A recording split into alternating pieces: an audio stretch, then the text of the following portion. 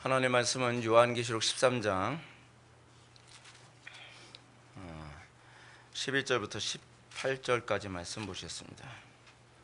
요한계시록 13장 11절부터 18절까지 말씀, 신약성경 제 성경으로는 412페이지입니다. 신약성경 412페이지 요한계시록 13장 11절부터 18절까지 말씀 찾으셨으면 제가 봉독하겠습니다. 내가 보매 또 다른 짐승이 땅에서 올라오니 어린 양같이 두 뿔이 있고 용처럼 말을 하더라. 그가 먼저 나온 짐승의 모든 권세를 그 앞에서 행하고 땅과 땅에 사는 자들을 처음 짐승에게 경배하게 하니 곧 죽게 되었던 상처가 나은 자니라. 큰 이적을 행하되 심지어 사람들 앞에서 불이 하늘로부터 땅에 내려오게 하고 짐승 앞에서 받은 바 이적을 행함으로 땅에 거하는 자들을 미혹하며 땅에 거하는 자들에게 이르기를 칼에 상하였다가 살아난 짐승을 위하여 우상을 만들라 하더라. 그가 권세를 받아 그 짐승의 우상에게 생기를 주어 그 짐승의 우상으로 말하게 하고 또 짐승의 우상에게 경배하지 아니하는 자는 몇이든지 다 죽이게 하더라. 그가 모든 자 곧 작은 자나 큰 자나 부자나 가난한 자나 자유인이나 종들에게 그 오른손이나 이마에 표를 받게 하고 누구든지 이 표를 가진 자 외에는 매매를 못하게 하니 이 표는 곧 짐승의 이름이나 그 이름의 수라. 지혜가 여기 있으니 총명한 자는 그 짐승의 수를 세어보라. 그것은 사람의 수니 그의 수는 666이니라. 아멘. 666은 무엇인가 라는 제목으로 하나님 말씀 증거하도록 하겠습니다. 666이란 무엇인가. 666에 관해서 아직까지도 굉장히 신학적으로 정리가 안 돼 있고 그리고 잘못 이해하는 사람들이 굉장히 많은 것 같습니다. 그래서 제가 이 666에 관한 부분만이라도 따로 또 별도로 정리하고 또 이것을 또 인터넷에 올려서 더 많은 사람들에게 좀 유익을 줄 수 있었으면 좋겠다라는 차원에서 오늘 본문을 정했습니다. 요한계시록을 이해하는 데 있어서 이 접근 방식부터가 중요합니다. 요한계시록을 오해하는 이유 중에 하나는 요한계시록이 어떤 식으로 쓰였는가라고 하는 것부터 잘못 오해하고 있습니다.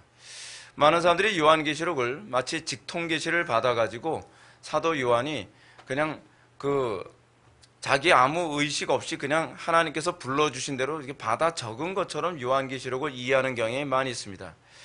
그리고 요한계시록이 무슨 예언을 다룬 미래의 정말 마지막 때 있게 되어질 어떤 그 별도로 그때만을 위해서 만들어진 성경인 것처럼 그렇게 오해하는 그런 경향이 많이 있습니다. 근데 요한계시록에 기록된 것은 사실은 요한계시록에 기록될 당시에 도미티아누스 황제의 아주 강력한 박해 가운데서 사도 요한이 요한계시록을 기록하게 된 것입니다. 요한계시록을 기록하는데 그 당시에 박해가 너무나 심했기 때문에 사도 요한은 요한계시록을 소위 일상에서 사람들이 알아듣는 언어로 기록할 수가 없었습니다. 그러니까 소위 우리나라 사람들이 일제시대 때 어떤 메시지를 같은 동포들에게 전달하려고 했을 때 일본 사람들이 읽어서 알아들을 수 있게 글을 쓰게 되면은 그것이 적발돼서 금서 목록이 되니까 소위 유대인들만, 그러니까 우리나라 사람들만 알아들을 수 있는 말로 이제 글을 쓰는 것처럼 유대인들도 그런 상황이었습니다. 기독교인들도요. 옛날에 그랬다 그러지 않습니까? 어떤 유명한 독립운동가가 앞에서 연설을 하는데 경찰이 딱 오게 되면 개나리가 폈습니다 라고 얘기하면 사람들이 다 웃었대요. 그 개나리가 뭐냐 하면 순경을 일제 순사를 두고 하는 소리거든요. 일제 순사 나리께서 오셨다. 순사 나리께서 오셨다라는 말을 개나리가 폈다 그러면 순사가 여기 몰래 또 들어와서 무슨 강의를 하는지 듣고 있구나라고 생각하면 이제 갑자기 에피소드로 바꿔가지고서 다른 얘기를 하는 거예요. 그러면 순사들이 별 문제 없구만 하고서 이제 돌아가게 만드는 거죠. 이제 그런 식의 이제 기록이 바로 요한계시록에 기록된 방식 중에 하나입니다. 그걸 우린 뭐라고 말하냐면 묵시문학이라고 얘기합니다. 묵시문학이라고 하는 것은 포로 생활 가운데에서 억압받을 때 다른 민족 또는 타 문화권 사람들이 못 알아듣도록 그들만 알아들을 수 있는 언어로 성경을 그 편지를 기록한 겁니다. 그것이 요한계시록에 기록된 첫 번째 문학 구조입니다. 두 번째 문학 구조가 뭐냐면 서신서입니다. 요한계시록은 서신서로 기록됐습니다. 그러니까 여러분들이 요한계시록 1장을 보게 되면 누구에게 편지하노라 라는 말로 시작을 합니다. 그렇죠? 편지하노라. 첫 번째, 아까 제가 묵시문학과 관련된 표현은 제가 그냥 무턱대고 하는 소리가 아니라 예수 그리스도의 계시라라고 하는 이 아포칼립시스라고 하는 단어가 이게 바로 묵시문학이라는 것을 얘기해주고 있는 거고요. 그리고 요한계시록 1장에 보게 되면은 편지 서신으로 4절을 보게 되면 요한은 아시아에 있는 7 교회에게 편지하노니 이제도 계시고 전에도 계시고 장차 오시리와 그 보좌 앞에 앉은 7 영과 뭐 이렇게 해서 요한계시록이 어떤 그 시록으로 기록됐다는 겁니까? 편지 형식으로 기록된다는 거예요. 편지 형식이라고 하는 건 수신자가 있다는 얘기죠. 그 편지를 받아서 읽고 위로를 받고 도움을 얻을 대상이 따로 있었다는 겁니다. 그 대상이 먼 미래에 누가 읽을지도 모르는 그 대상이 아니에요. 분명한 대상이 있어요. 그 분명한 대상이 누구예요? 에서보드 사빌라. 에서보드 사빌라는 누군가요? 에베소 교회, 서머나 교회, 버가모 교회, 뭐 소아시아 7 교회 있잖아요. 그걸 제가 외우기 위해서 에서보드 사빌라 그렇게 외웠거든요. 그 에서보드 사빌라 그 소아시아 7 교회가 수신자예요. 그게 이제 1차 수신자죠. 그렇기 때문에 요한계시록에 기록된 내용들은 그 사람들에게 다이렉트로 필요한 내용들이 기록되어 있습니다. 그렇다고 생각한다면 여러분 666을 얘기했을 때 그 사람하고 상관없이 바코드 얘기하고 무슨 뭐 베리칩 얘기한다면 얼마나 뚱딴지 같은 소리입니까? 완전히 남의 다리 긁는 소리죠. 왜 나는 긁어도 시원하지가 않지? 한쪽에선 피가 나고 있는데. 그렇죠? 아무리 긁어도 자기는 시원하지가 않은 거예요. 이게 오늘날 요한계시록 읽는 사람들이 나타난 특징이 아무리 요한계시록에도 시원하지가 않은 거예요. 왜냐하면 남의 다리 긁고 있으니까. 요한계시록을 기록된 목적 자체가 무슨 먼 미래에 읽을 그 사람들을 위해서 기록됐다고 생각했다는 어떤 근거가 전혀 없어요. 그리고 요한계시록에 기록된 또 세 번째 이제 문학 구조가 있습니다. 그것이 뭐냐면 예언서입니다. 여러분 예언서와 묵시문학은 차이가 있습니다. 묵시문학은 제가 말씀드렸던 것처럼 이방인이라든지 그렇지 않으면 타 문화권 사람들이 못 알아듣도록 그래서 우리도 못 알아듣는 거예요. 우리도 읽으면 이게 뭔 소리인지 모르겠는데 무슨 머리 뭐 몇 개 달린 괴물이 나오질 않나 머리가 7개면은 눈이 27은 14, 14쌍이든지 그렇지 않으면 7개든지 해야지 뭐 계산이 나오는데 눈알이 뭐 10개가 박혀있질 않아 이 산술적으로 계산도 안 되는 이상한 괴물이 막 툭툭 튀어나오고 그러죠. 근데 유대인들은 알아들어요. 그 사람들은요. 왜냐하면 그 사람들은 자기네들이 서로 그 당시 사람들이 서로 통용됐던 묵시문학의 언어로 사용됐기 때문에 알아듣죠. 단편은 예를 들어서 뭐 7 하게 되면 뭐예요? 완전수. 그것도 6 하면 뭐예요? 인본주의 수, 사람의 수거든요. 그래서 우리가 오늘 본문에서 사람의 수니 그 얘기가 그래서 나오는 거예요. 좀 이따 이제 다시 한번 설명하겠지만. 그리고 3 하면 뭐였어요? 완전수. 삼위일체 하나님 얘기할 때 3이 나오잖아요. 그 4가 나오면 뭐가 나오겠어요? 사방, 온 세상이란 얘기예요. 그래서 이 4와 관련해서 사방을 얘기해요. 동서남북 얘기하면 뭐예요? 온 세상이란 표현이죠. 하늘과 땅과 바다와 뭐 강 뭐 이렇게 하게 되면 온 세상을 표현하는 묵시문학적 표현이에요. 근데 이 묵시문학적 표현과 어울러서 그들이 그 요한이 사용했던 또 문학 구조가 뭐냐면 예언서 문화죠. 예언서 문학의 특징이 무엇이냐면 예언서 문학은 사람들에게 예를 든다면 이렇습니다. 선지자들이 예언하는 이유가 뭐죠? 그들에게 회개케 하기 위해서. 그렇죠? 예언서의 공통점이 그거예요.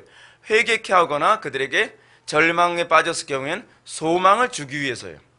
그것이 예언서의 기능이에요. 그래서 여러분들이 구약에서 예언서와 관련되어진 성경을 보게 되면 굉장히 책망이 많죠. 회개하라는 얘기가 많죠.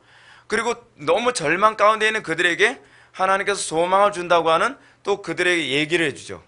그게 예언서의 특징이에요. 근데 요한계시록이 그 3가지 문학 구조를 그대로 갖춰서 기록되어 있다는 것이죠. 자, 그런 관점을 염두에 두고 우리가 13장으로 넘어갑시다. 오늘 뭐 요한계시록 전체를 다 강의할 수는 없으니까 요한계시록 13장 우리가 11절만 한번 좀 봅시다. 이게 지금 오늘날 우리에게도 그대로 적용되어지는 부분이기 때문에 그래요. 이것이 그 당시에도 심각한 문제였어요. 어떤 문제였는가 한번 볼까요? 내가 봄에 또 다른 짐승이 땅에서 올라오니 어린 양같이 2뿔이 있고 용처럼 말을 하더라. 본절에 나오는 짐승은 그리스도를 흉내내고 있는 짐승입니다. 그리스도를 흉내내는데, 그러니까 이걸 그리스도를 흉내내고 있으면 뭐라고 얘기하죠? 적그리스도라고 얘기할 수 있죠. 적그리스도. 사도 요한, 바울도 얘기하는 게 뭐냐면 적그리스도가 이미 활동하고 있다라고 얘기하고 있거든요. 사도 바울의 서신서에서도요. 적그리스도가 마지막 그 종말에 이 주님이 재림하실 때 나타나는 게 아니에요.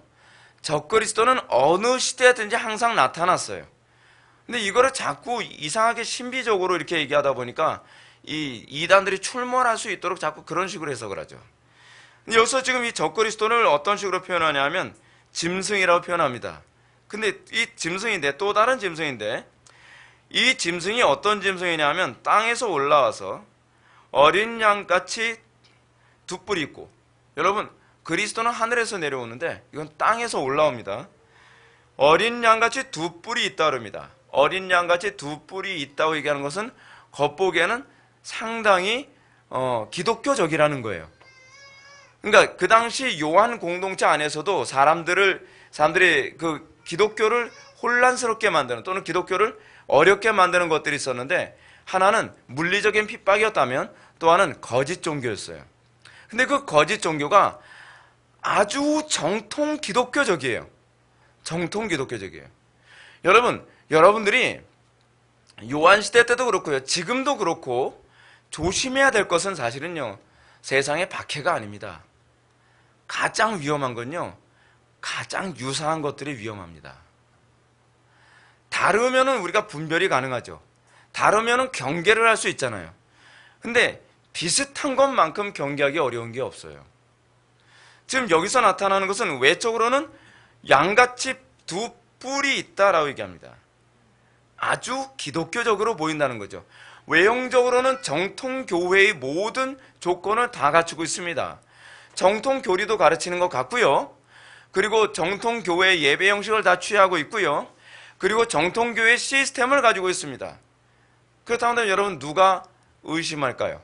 누가 경계하겠어요? 그래도 무슨 장풍 날리는 교회보단 낫겠지.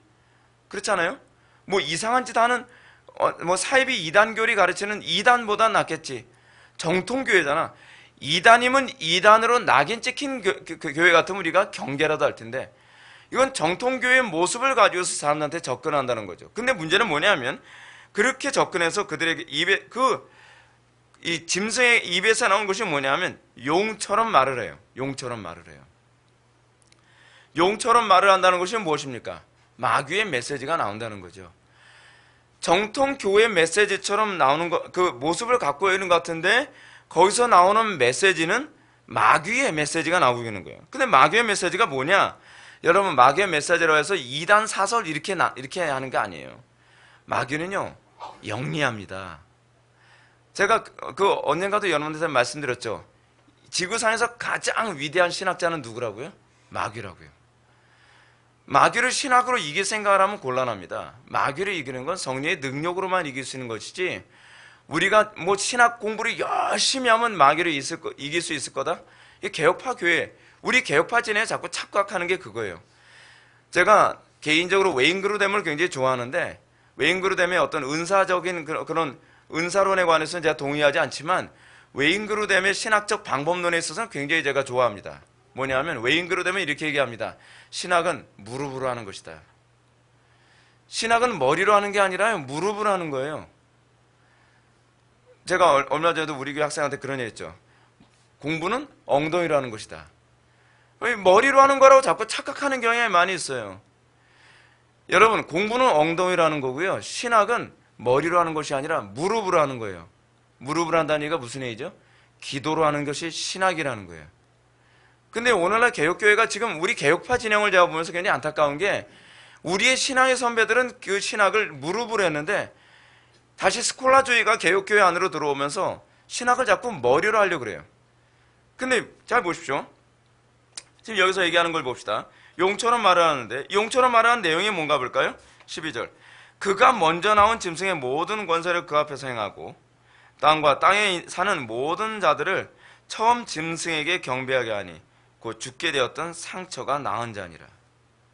여러분, 용처럼 말을 해서 하는 일이 뭐예요? 이거는요, 지금 장차 있을 일이 아니라 그 당시에 있는 일을 지금 요한이 폭로하고 있는 거예요. 이걸 잊지 마십시오. 그 당시에 어떤 직을 했냐? 정통교회, 그리고 신뢰할 만한 설교자가 사람들에게 우상 숭배하도록 만드는 거예요. 마치 이거하고 똑같은 거예요. 여러분, 이런 식으로 생각하면 이해하기 굉장히 쉽습니다. 우리나라는 참 이해하기 쉬운 역사적 배경을 가지고 있어요. 일제시대 때 정말 경건하다고 하는 그런 목회자가, 그런 사람 있잖아요. 있었잖아요, 우리나라 역사 안에서. 그리고 신뢰할 만한 그런 목회자가, 그리고 모든 사람들이 존경한다고 하는 목회자가, 그 사람이 교인들 앞에서 여러분, 하나님께서는 여러분들 구원받은 백성이 신사참배한다고 지옥 간다고 얘기 안 하십니다. 한번 구원받은 사람은 절대로 지옥 안 갑니다. 걱정하지 마십시오. 우리가 신사에게 고개 숙였다고 해서 우리가 지옥 가지 않습니다. 우리의 마음은 어디에 있죠? 그리스도에게 있죠? 하나님 아십니다. 우리가 핍박받는 것 때문에 주님께서 굳이 그걸 원하지 않으십니다. 라는 식으로 사람들을 설득해서 어떻게 해요? 우상에게 절하게 만들었던 사람이 있었죠. 그 대표적인 사람이 누구죠? 영락교회 한경직 목사님이에요. 한경직 목사님은 여러분 스스로 이 부분에서 회개를 하신다고 공개적으로 얘기했기 때문에 제가 이런 얘기한다고 해서 문제가 될 건 전혀 없어요. 한경직 목사님이 그렇게 하셨어요. 근데 여러분, 그 당시에 요한 공동체 안에서도 그런 사람이 있었다는 거예요. 짐승에게 경배하도록 만들고, 그리고 그들의 양심을 편안하게 만들어주죠. 그리고 오히려 이 신사에게 절을 하는 건 우상숭배요, 하나님께서 미워하는 것이니 절대로 하지 말라라고 했던 주기철 목사님 같은 경우는 목사직을 없애버렸어요. 목사직에서 박탈시켰단 말이에요. 그게 우리나라 역사에서도 있었던 일이에요. 여러분, 그 당시에 가장 설교하기 좋았던 성경이 뭐였을까요? 요한계시록이었겠죠.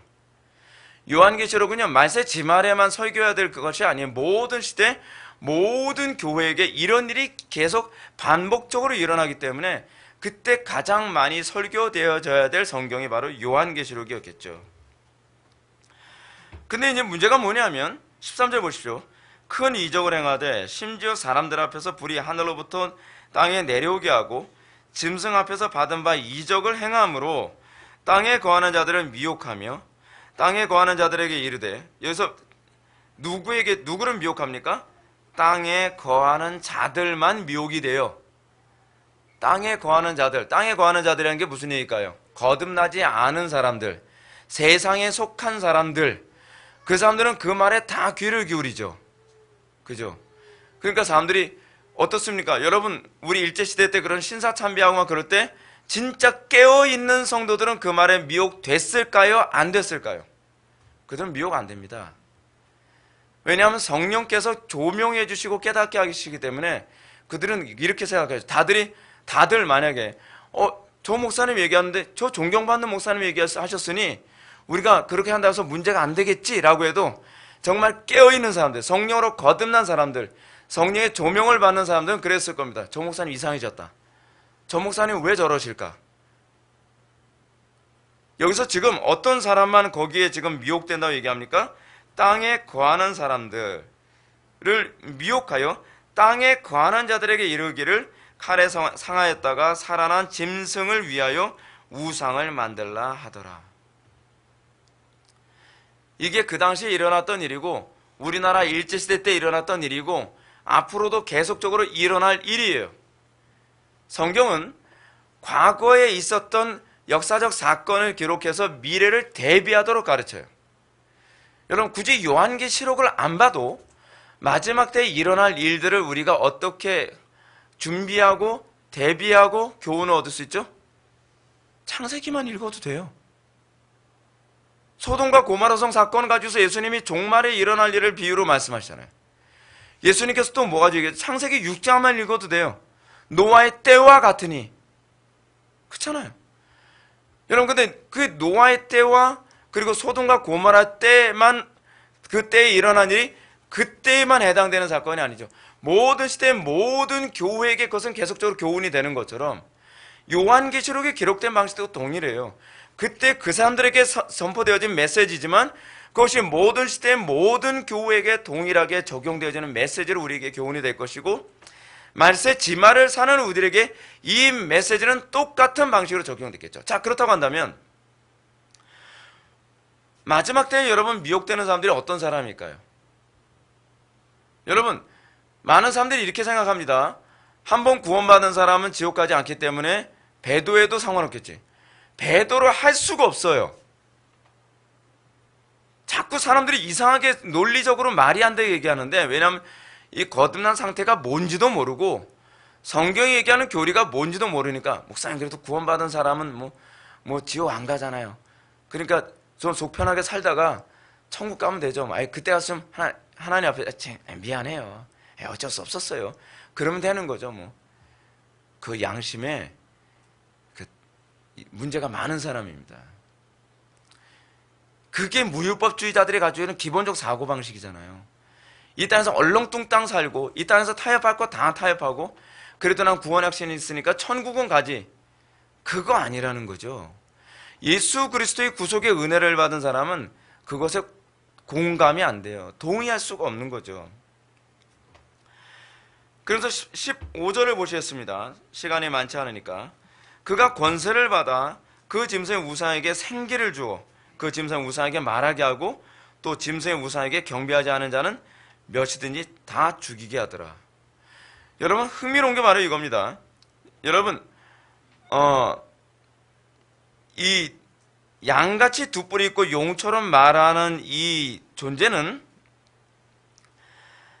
먼저 나온 짐승으로부터 권세와 능력을 받아서 기사와 이적을 행합니다. 여러분, 기사와 이적이요, 금가루 떨어지는 것만이 아니에요. 그것도 포함을 해요. 그리고 우상에게 말하라 하면 말도 하게 하는 그런 기적도 해요. 근데 그것만 있는 게 아니에요. 도덕성도 포함돼요. 인격적으로 훌륭하고요, 도덕적으로 훌륭한 사람만큼 여러분 경계하기 어려운 사람이 없습니다. 여러분, 주사파 사람들 중에서 인격적으로 굉장히 괜찮은 사람들이 많다잖아요. 그래서 그 사람들 경계하기가 힘든 거예요. 여러분, 신학적으로 아주 위험한 사람 중에 한 사람이 칼 바르트라 그러죠. 칼 바르트가 인격적으로 굉장히 괜찮은 사람이었다 그럽니다. 외모도 잘생기고요, 수려하고요. 그렇기 때문에 더 그런 사람들을 경계하기가 어렵죠. 그래서 사단은 사람을 미혹하는 방법 중에 기사와 이적만을 사용하는 것이 아니라 탁월한 도덕성이라고 하는 방법도 사용합니다. 그 스마트한, 여러분, 제가 매력이라고 하는 단어를 제가 여러분한테 소개를 한 적 있나요? 매력이라고 하는 단어에서 매가 무슨 단어인지 아십니까? 매가요? 미혹할 매예요. 미혹할 매. 그리고 도깨비 매라고 하는 그 의미도 있어요. 여러분, 어떤 사람한테 굉장히 매력적으로 끌리는 사람 있죠. 그 매력이라고 하는 것을 우리 신앙의 선배들은, 우리 신앙의 선배 아니라 우리 선조들은 한자로 어떻게 썼냐 하면, 저 사람에게 어떤 영적인 힘이 있어서 사람을 끌게 만든다라고 하는 개념으로 본 거예요. 이 매력은 좋은 의미로도 사용될 수 있고요, 나쁜 의미로도 사용될 수 있어요.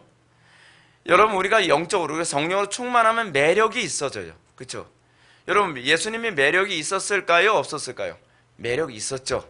사도들이 매력이 있었을까요? 없었을까요? 매력적이었죠. 여러분, 로이드 존스 같은 분들 매력적이지 않나요? 영적인 존재들이 가지고 있는 게 매력적인 겁니다. 근데 그 매력이 마귀도 사용하는 힘이에요. 그래서 여러분, 옛날에 그런 얘기 하잖아요. 클레오파트라가 예뻤을까요?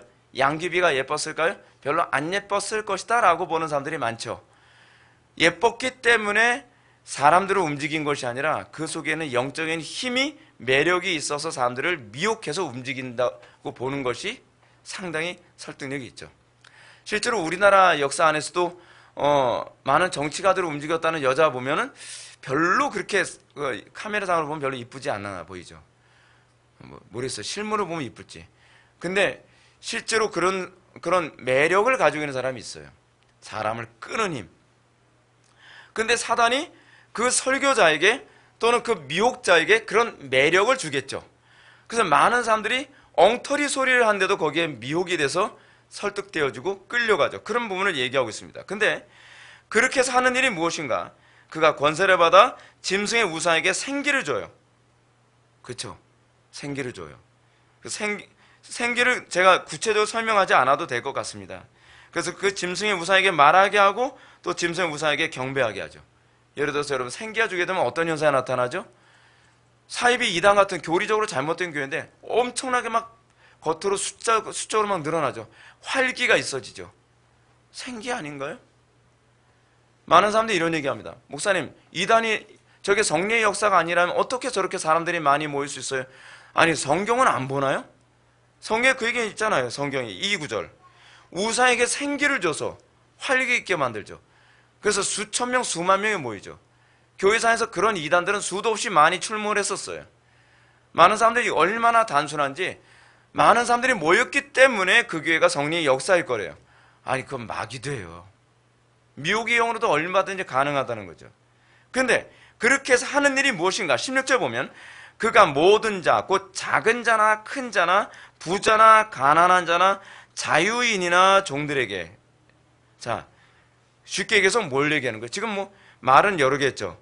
뭐 작은 자, 큰 자, 부자, 가난한 자, 자유인, 종들, 한마디로 뭐예요? 그냥 모든 자죠. 앞에서 얘기하는 것처럼 모든 자를 좀 더 구체적으로 설명해 준 것뿐이죠.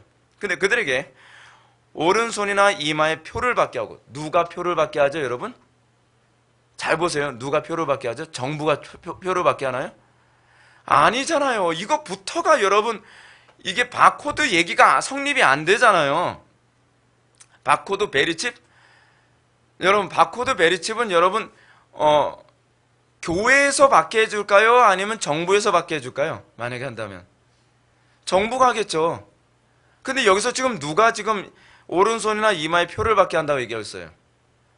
용처럼 생기고, 아니, 어린 양처럼 두 뿔 있고 용처럼 말하는 존재잖아요. 지금요. 이 표를 받게 하는 사람, 대상이. 그럼 뭐예요? 가짜 종교거든요. 미혹하는 종교거든요. 이 한국말만 제대로 알아도 속지 않아요. 한국말만 제대로 알아도. 여기서 보게 되면은 그러니까 소위 666을 받게 하는 존재가 바로 이 존재라는 거죠. 잘 보십시오.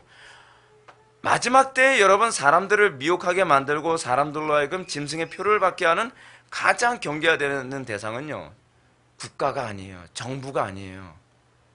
뭐냐면 거짓 종교예요. 이것이 바로 그 당시 요한 공동체 안에서 있었던 일이었던 거예요.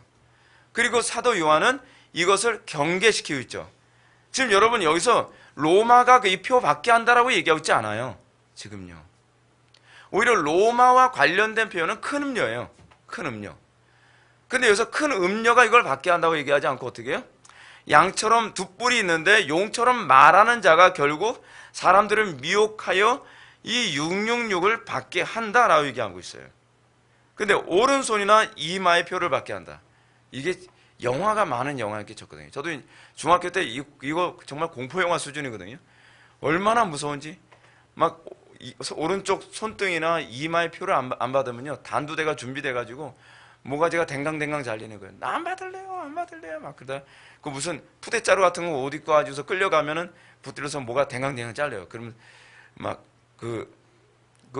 바코드 안 받으려고 하면, 안 받게 하기 위해서 어떤 엄마하고 자녀들하고 같이 막 푸대자루 같은 그 옷을 입고서 감옥에서 가르쳐줘요. 요한계시록 얘기해주면서, 야, 이거 받으면 지옥 간다 그랬어. 받으면 안 돼. 그 영화를 하도 많이 봐가지고서 저도 막 그 공포에 얼마나 많이 시달리는지 몰라요. 막 얼마나 무서운지 몰라요. 그래서 막 이런 생각도 했어요. 야, 그런 날이 오면 어디로 도망가야 될까? 일단은 무술을 배워둬야 되겠지? 나를 잡으러 오면 일단은 때려 눕히고 도망가야 되니까 별 고민이 다 했어요. 근데 그 얘기 하자는 게 아니에요, 여러분. 때려 눕혀야 될 사람은 정부가 아니라 사실은 거짓 종교인이에요, 거짓 종교인들. 그리고 강제로가 아니에요. 보게 되면 그들에게 미혹을 하여 받게 하는 거예요. 그럼 여러분, 오른손이나 이마는 그럼 뭘 얘기하는 걸까요? 이게 묵시문학적 표현이에요. 묵시문학적 표현에서 오른손 뭐예요? 신체적 활동을 대표하는 표현이죠. 신체적 활동. 신체적 활동이나 그렇지 않으면 또는 이마는 뭘 얘기하는 걸까요?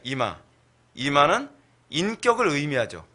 그러니까 신체적 활동이나 인격을 짐승에게 전심으로 헌신하게 만든다는 얘기예요.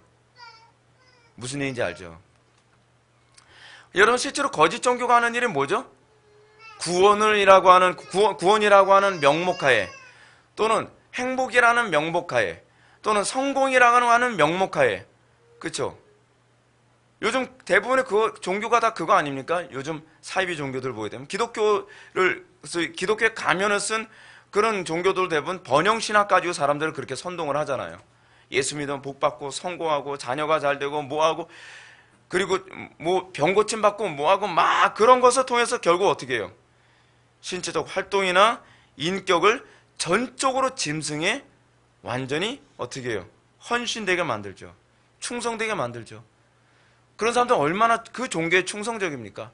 얼마나 그 사람들 예수에는 관심이 없고, 예수는 수단이죠. 그래서 온통 종교에 광신적으로 막 몰려서 살아가나요? 여러분, 그 정도 되면요, 대형교회 만드는 건 금방이거든요. 그거 얘기하고 있는 거예요, 그거예요. 그럼 17절. 누구든지 이 표를 가진 자 외에는 매매를 못하게 하리니. 이제 저한테 얘기하죠. 목사님 봐요. 매매를 못하게 한다고 얘기하고 있잖아요. 이거 묵시문학적 표현이에요. 매매를 못하게 한다는 얘기가 무슨 얘기일까요?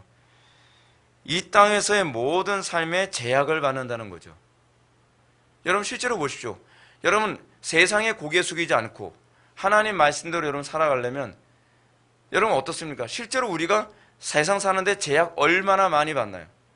솔직히 얘기해서요, 저는요, 요즘에 이 세상 살아가면서 아이들한테 보여줄 만화 영화도 없고, 보여줄 영화도 없고, 데리고 다니면서 구경시켜 줄 것도 없어요. 이제는 학교도 보내줄 수가 없는 상황이 돼버리고 말았죠. 그렇잖아요. 여러분, 이것만큼 매매를 금하는 게 어디 있어요? 여러분, 직장 생활하면서 여러분 어떻습니까? 직장 선택하는 선택폭이 우리 그리스도인들에게 넓습니까? 좁습니까? 근데 이게 바로 요한 공동체 당시에 그랬어요. 그 당시에 길드에 들어가려면 신전 창기하고 몸을 섞어 써야 됐어요. 우상에게 절을 했어야 됐어요. 그렇지 않으면 직장 생활을 할 수가 없어요. 돈벌이를 할 수가 없었단 말이에요. 여러분, 그것만큼 여러분 매매를 못하게 하는 게 어디 있어요? 그렇잖아요. 이것만큼 여러분 표현이 잘 된 그런 묵시문학적 표현이 어디 있냔 말이에요. 우상에게 고개를 숙이지 않으면, 우상에게 항복하지 않으면 입에 풀칠하고 사는 것조차도 힘들게 만든다는 것이죠. 그러면서 얘기합니다. 매매를 못하게 하리니 이 표는 곧 짐승의 이름이나 짐승의 수라. 여러분, 이 표를 뭐라고 얘기하고 있습니까? 짐승의 이름 또는 짐승의 수라고 얘기하고 있습니다. 여러분, 이름의 수란 여기서 그 이름의 의미란 뜻으로 볼 수 있습니다. 짐승의 이름이나 짐승의 수, 뭐죠? 그것은 그 이름의 뜻이죠. 이게 짐승의 수라는 말이. 그 짐승의 수가 그 이름의 뜻인데, 그 이름의 뜻으로서의 짐승의 수가 뭐냐? 지혜가 있으니 총명한 자는 그 짐승의 수를 세어보라. 새겨보라가 아니죠. 짐승의 수를 새겨보라는 거예요. 여기서 세보라는 거예요. 어떻게 세보라고요? 사람의 수니 그의 수는 666이니라. 여러분 잘 봐요. 말이 됩니까? 표를 손등이나 이마에 받아야 된다는 말하고 안 맞잖아요, 지금요. 그렇잖아요. 짐승의 수 또는 사람의 수라고 이미 얘기하고 있잖아요. 그 수는 666이니라. 너무 노골적으로 얘기를 잘해주고 있죠. 그 당시 사람들이 읽도록. 뭐예요? 인본주의 수라고 얘기하고 있잖아요, 지금요. 인본주의 수. 전적으로 세상에 헌신되어서 살게 되는 것. 여러분, 6이 뭐라고요? 사람의 수. 사람의 수가 3개예요. 완전수. 그렇죠? 완전히 세상에 올인하게 만드는 거죠. 여러분, 오늘날 나타나는 소위 기독교의 탈을 쓴 많은 종교들이 어떻습니까? 종교 생활을 열심히 하는데 아주 철저히 인본주의자로 만들어가고 있죠.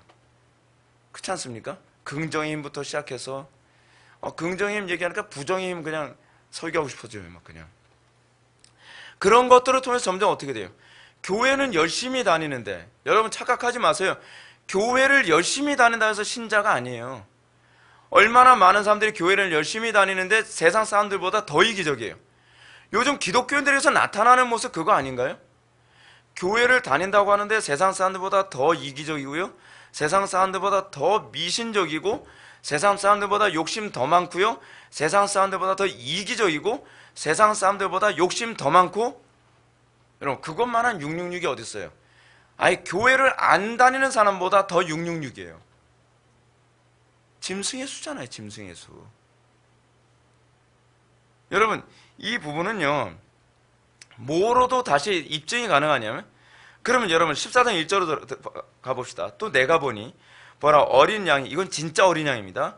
어린 양이 시온산에 섰고 그와 함께 14만 4천이 서 있는데 그들의 이마에는 어린 양의 이름과 그 아버지의 이름을 쓴 것이 있더라. 그러면 여러분, 예수 믿는 사람들에게는 이마에 뭐가 있어야죠? 어린 양 뭐 써있든지, 그렇죠? 그렇지 않으면 뭐가 있어야 돼요? 아버지 뭐 이름이 써있든지 뭐 그래야 되잖아요. 그래야 여러분 이게 말이 되잖아요. 아니, 짐승의 수는 손등이나 이마에 받아야 된다고 하는데, 그리고 그거 피해야 된다는데, 왜 하나님의 백성들에게는 왜 그 표를 받는 얘기를 왜 안 하냔 말이에요. 일관성이 없잖아요, 일관성이. 그렇잖아요. 그 여기서 어린 양의 이름과 아버지의 이름이 그 이마에 있다는 건 뭘 얘기하는 걸까요? 하나님의 형상이 나타난다는 거죠. 그에게 하나님의 영광이 그들에게서 나타나는 사람이 바로 하나님의 백성이라는 것이고, 하나님의 백성이 아닌 사람들의 특징이 뭐예요? 소위 땅에 거하는 자들인데 미혹을 받아서, 미혹에 끌려서 철저히 자연인의 삶을 살아가는 거예요. 철저히 세상인의, 철저히 인본주의에 완전히 사로잡혀서 사는 사람들이죠. 그게 666이죠. 여러분, 이렇게 생각한다면, 여러분, 바코드 받는 게, 여러분 바코드 받았다고 해서 여러분 지옥 가겠습니까? 또는 여러분 그 베리칩 받았다고 해서 지옥 가겠어요? 저는 이거에 대해서 받으라고 얘기하진 않아요. 왜냐하면 바코드나 베리칩을 받게 되면 어떻게 해요? 여러분들 인권에 문제가 생겨요. 바코드는 모르겠는데 적어도 베리칩은요, 베리칩을 받으면 여러분들 신상 정보는 다 털리게 돼 있어요, 정부에게. 그리고 여러분들이 어디를 가든지 정부에서 여러분들 위치 파악이 다 가능해요. 여러분, 그럼 제가 왜 이런 말씀 드리냐면, 우리가 바코드나 베리칩을 받지 말아야 돼요. 근데 받지 말아야 될 명분을 666이라고 하게 되면요, 설득력이 없어요. 이게 마귀가 노리는 아주 꼼수 아닙니까? 받지 말아야 되는 건 분명한데 이걸 미신으로 만들어버려요, 이거를. 성경에 보면 666 받으면 다 지옥 간다 그랬어. 아니, 그러면 여러분 이게 설득이 되냔 말이죠. 오히려 어떻게 접근해야지 여러분 이거를 받아서는 안 되는 걸 대중적으로 사람들에게 설득할 수 있을까요? 인권의 문제를 다뤄야죠. 그렇게 했을 때 이것이 정부에게 그 압력을 가할 수 있는 근거가 되고, 그것을 우리가 일반 사람들이 봤을 때도 이것을 안 받을 수 있는 명분이 분명하죠. 근데 기독교인들은 666 안 받는데 왜?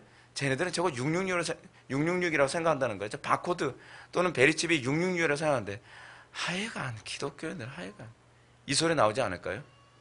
스스로 자기네들을 철학적으로나 정치적으로 고립되게 만들게 하는 것 아닌가요? 여러분, 예수님께서 뭐라고 그러셨죠? 마지막 때를 살아가는 우리들에게 뱀처럼 지혜로우라고 그랬잖아요. 비둘기처럼 순결할 뿐만 아니라 뱀처럼 지혜로워야 돼요. 여러분, 순결한데 지혜롭지 못하면 우리는 뭐라 그러죠? 우리는 뭐라고 얘기합니까? 돌쇠라고 했죠. 돌쇠. 요즘 기독교인들이 뭐 좀 순결한 것 같은데 지혜롭지 못해요. 그러니까 안 믿는 사람들은 돌쇠처럼 보이죠. 그러니까 돌쇠가 싫어서 어떤 식의 얘기예요?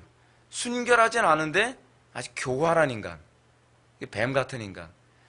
근데 성경은 두 가지를 다 부정하면서 동시에 두 가지를 다 충족시켜야 된다고 얘기하죠. 우리는요, 정말 여러분 뱀처럼이라고 하는 표현을 사용하는 이유는 무엇이냐면, 고대 묵신 문화, 고대 사회, 이스라엘 문화 안에서는요, 뱀은 가장 지혜로운 동물로 표현되어집니다. 그래서 아담과 하와를 미혹하려고 나타났던 동물이 뭐였죠? 뱀이었죠. 그래서 그래요.